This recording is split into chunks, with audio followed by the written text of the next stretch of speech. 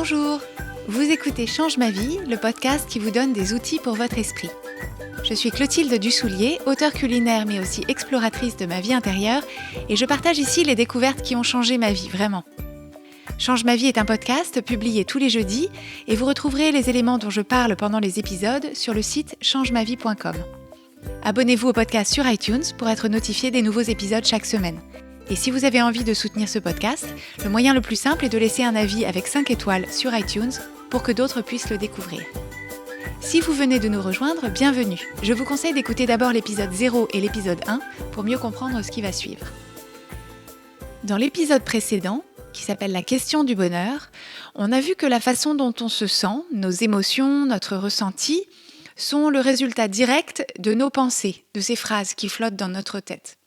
Les circonstances de la vie sont absolument neutres, c'est uniquement à travers le filtre de ce qu'on en pense qu'on va éprouver telle ou telle émotion.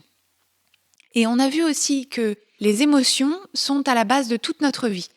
Tous les choix qu'on fait, tout ce qu'on dit, tout ce qu'on cherche à obtenir, l'essence de notre motivation dans la vie, c'est toujours le fait de ressentir ou au contraire éviter de ressentir telle ou telle émotion.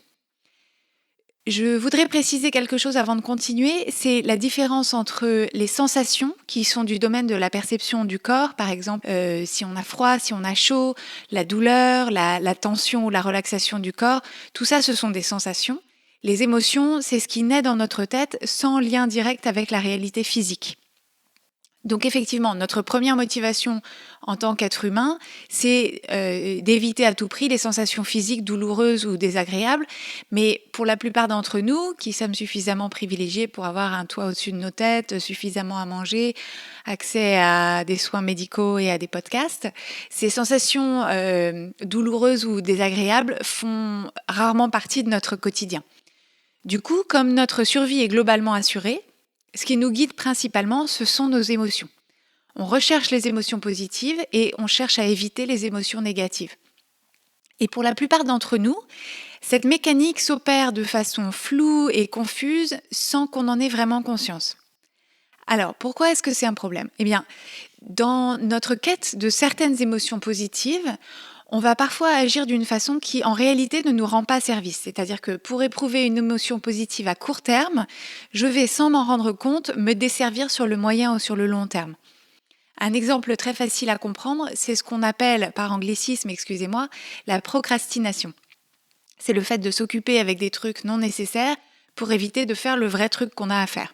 Par exemple, dans mon métier de journaliste, si j'ai un article à écrire mais que j'ai pas encore trouvé l'angle qui va fonctionner, je doute, je tourne autour du sujet et comme c'est pénible et que je préférerais éprouver tout de suite une émotion agréable, je vais par exemple aller regarder sur Instagram s'il y a des gens qui ont aimé la dernière photo que j'ai publiée. Bon, sur le coup, c'est sympa, mais la décharge de dopamine ne dure que quelques secondes. Mon article n'est toujours pas écrit, donc retour à la case départ et j'ai perdu 20 minutes au bas mot. Mais si je prends conscience de ça, de cette recherche du petit plaisir immédiat au détriment d'un plaisir plus lointain mais plus important et plus en ligne avec ce à quoi j'aspire dans la vie, je peux me détacher de ce fonctionnement et me dire bon, ok, on y va, je vais écrire un premier brouillon qui va pas être terrible, mais après j'aurai de la matière à travailler et dans 2 heures ce sera bouclé parce que par expérience, je sais que personnellement c'est comme ça que je fonctionne. Donc ce que je fais dans ce deuxième cas, c'est que j'accepte de traverser un inconfort temporaire pour m'acheter la satisfaction, la fierté, le plaisir d'avoir bouclé mon article, de le rendre à l'heure et de continuer à construire ma réputation professionnelle de fiabilité, etc. Et toutes ces émotions sont sans commune mesure avec le petit plaisir très éphémère des likes sur ma photo Instagram. Simplement, si on ne voit pas ce moteur des émotions à l'œuvre, et qu'on le laisse nous diriger sans en avoir conscience, sans prendre le volant et choisir de façon intentionnelle l'émotion qui va nous motiver dans le bon sens, on ne conduit pas vraiment sa vie, on se laisse conduire. Donc là, on a parlé de la quête des émotions positives et l'intérêt de repérer comment est-ce qu'elles nous guident dans nos actions. Mais c'est encore plus important de s'intéresser aux émotions négatives, parce qu'on agit souvent de façon disproportionnée pour les éviter, ou alors on y réagit d'une façon disproportionnée. Souvent, en fait, dans nos cultures, on croit que ce n'est pas normal d'éprouver des émotions négatives. Notre idéal de vie, ce serait de les faire disparaître complètement. Si on éprouve une émotion négative, on se sent en échec de bonheur, et donc en plus de l'émotion négative d'origine, on rajoute par-dessus une sorte de culpabilité, on se dit que notre vie est ratée, qu'on est nul dans nos relations avec les autres, etc., etc. Ou alors on a peur de ces émotions négatives, on ne sait pas quoi en faire, ça paraît insurmontable, on se dit qu'elles vont durer toujours, qu'on ne va pas survivre, qu'elles vont nous engloutir, donc sans surprise, on fait tout pour les éviter. Ce qui n'est pas du tout étonnant, soit dit en passant, parce que personne ne nous apprend à éprouver ces émotions négatives. Quand on est enfant et qu'on pleure, les adultes nous disent mais non, ou alors regarde ton frère, lui il fait pas le bébé, ou alors on nous donne un gâteau, ou on essaye de nous changer les idées. Et du coup, en grandissant, on continue à faire exactement ce qu'on nous a appris. Quand ça va pas, on ignore le problème, ou alors on se compare aux autres en se disant qu'on est nul, ou alors on mange du chocolat, ou on se colle devant la télé pour penser à autre chose. Et le problème, c'est que quand on résiste, quand on ne prend pas en compte ces émotions négatives, qu'on les repousse à bout de bras ou qu'on essaie de les ignorer en se bouchant les oreilles, elles ne disparaissent pas. Bien au contraire, elles couvent, elles s'enveniment et du coup ça paraît encore pire, encore plus menaçant et donc on en a encore plus peur, on résiste encore plus et c'est vraiment le cercle vicieux par excellence. Et ce qui change la vie, c'est de réaliser qu'une émotion négative est absolument inoffensive. On ne meurt pas d'une émotion négative. Ça peut être inconfortable, ça peut être désagréable, ça peut être pénible, mais à vrai dire, ça ne relève pas de la douleur physique.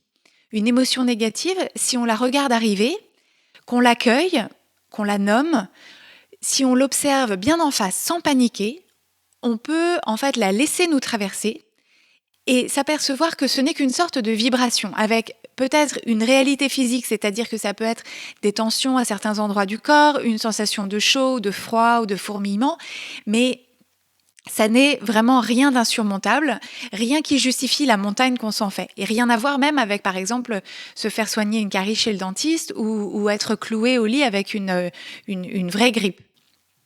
Et ce qui est magique, c'est que quand on développe cette capacité à accueillir, reconnaître et accepter ces émotions négatives qui font juste partie de l'expérience normale de l'être humain avec du positif et du négatif, du contraste, on s'aperçoit que ces émotions négatives passent plus vite et sont beaucoup moins pénibles parce qu'en réalité, c'est la résistance et la peur qui sont les plus difficiles à éprouver. Donc, si on la voit venir, et qu'on se dit « Ah, je te vois venir, mon petit blues du dimanche soir, je le connais bien, celui-là, depuis longtemps, je sais ce que c'est cette émotion » et donc on la laisse s'asseoir un peu et en sachant qu'elle ne fait que passer. Et du coup, on tombe de sa chaise parce qu'on se dit « ce n'est que ça » et on n'a plus peur de ce blues du dimanche soir, par exemple. Et donc quand on n'en a plus peur, on peut laisser tomber les comportements qui ne sont que des stratégies d'évitement. Donc, pour le blues du dimanche soir, par exemple, une fois qu'on l'a reconnu pour ce qu'il est, qu'on s'est posé pour l'éprouver vraiment, on peut passer à autre chose, on peut faire un dessin, appeler sa sœur ou juste aller se coucher sans tomber en chemin dans le paquet de Pépito. Dans d'autres situations, ça permet d'oser faire certaines choses parce qu'on n'a pas peur des émotions négatives qui pourraient en résulter. Par exemple, si j'ai une super idée de collaboration avec quelqu'un, mais que j'ai peur de me sentir rejetée ou déçue si elle dit non, donc du coup, je ne me jette pas à l'eau pour lui proposer. Si ni le rejet ni la déception ne sont des émotions qui me font peur, si je considère que le fait de me sentir rejetée ou déçue, ça fait partie du deal de la vie, et que voilà, c'est des choses que je saurais accueillir, gérer, que je n'en mourrai pas, eh bien, plus rien ne m'empêche d'envoyer le mail à cette personne. Et bénéfice secondaire, comme en plus je n'ai pas peur qu'elle dise non, puisque j'ai pas peur de me sentir rejetée ou déçue parce que je sais que ça va passer, du coup, dans ma façon de formuler les choses, de proposer le projet, dans le ton, je vais avoir une assurance et une légèreté qui me donnent encore plus de chances qu'elle accepte. Et si la personne dit quand même non, pour x, y raison, je vais m'apercevoir que effectivement j'ai survécu et donc je vais plus facilement pouvoir proposer le projet à quelqu'un d'autre ou faire une proposition encore plus ambitieuse à quelqu'un d'autre, etc., etc. Est-ce que vous voyez comment ça marche ? Sérieusement, quand on met ça en pratique petit à petit, ça change la vie. Et dans les prochains épisodes de Change ma vie, on va aller encore plus loin sur ce sujet et voir comment on peut utiliser nos émotions comme une sorte de GPS de la vie. Vous allez voir, c'est assez étonnant. À la fin de chaque épisode de Change ma vie, je vais vous proposer un petit exercice ou une expérimentation à faire dans votre propre vie pour vraiment vous approprier les sujets dont on parle. Et d'ici la semaine prochaine, je vous propose le petit exercice suivant. C'est que la prochaine fois que vous êtes face à une émotion désagréable, par exemple, on vous fait une critique sur votre travail au bureau ou vous cassez un objet auquel vous teniez ou vous êtes à la poste et on vous a perdu votre colissimo, mettez un nom sur l'émotion. Par exemple, dans les cas que je viens de citer, je me sens humiliée, ou je me sens triste, ou je me sens en colère. Et observez intérieurement la sensation physique qui correspond. Par exemple, une bouffée de chaleur sur le visage, ou la gorge serrée, ou l'impression que le cœur bat un petit peu à contretemps, ou une sorte de tremblement dans les jambes. Décrivez ça dans votre tête de façon calme, objective, sans exagérer, et remarquez que, sincèrement, ce n'est pas grand-chose. Par exemple, à nouveau, par rapport à une carie ou la grippe, ce n'est rien. Remarquez aussi comment ça évolue, commence à prendre l'ampleur, diminue, puis disparaît. Et à l'inverse, choisissez un moment où vous avez une émotion positive. Par exemple, vous dînez avec un ami que vous aimez beaucoup, ou bien vous avez une cousine qui vient d'avoir un bébé et qui vous envoie une photo. Et de la même façon, essayez de nommer l'émotion principale, la connexion ou la tendresse, et identifier comment elle se manifeste dans votre corps. Vous pouvez faire une émotion de chaque, une négative et une positive, mais si vous êtes comme moi, vous allez avoir envie de le faire souvent, surtout pour les émotions négatives, parce que vous allez voir que ça permet de les désamorcer et de les dédramatiser. Et maintenant qu'on a mieux compris en quoi consistent nos émotions, comment les reconnaître et les accueillir, dans le prochain épisode de Change ma vie, on va décrypter l'origine de nos émotions, c'est-à-dire d'où viennent les phrases qu'on se dit dans notre tête. Et donc ce sera la semaine prochaine sur le podcast Change ma vie. Vous retrouverez cet épisode sur changemavie.com et je vous invite à y laisser vos commentaires ou vos questions, j'y répondrai dans le prochain épisode de questions-réponses. Sur changemavie.com, vous pouvez aussi vous inscrire pour recevoir 3 exercices simples que je vous propose de faire pour mieux explorer votre esprit. Abonnez-vous au podcast Change ma vie sur iTunes, laissez-y votre avis et suivez son actualité sur Instagram et sur Twitter sous l'identifiant « Oui, change ma vie » en un seul mot. Et n'hésitez pas à partager ce podcast avec vos amis si vous pensez qu'il pourrait leur changer la vie.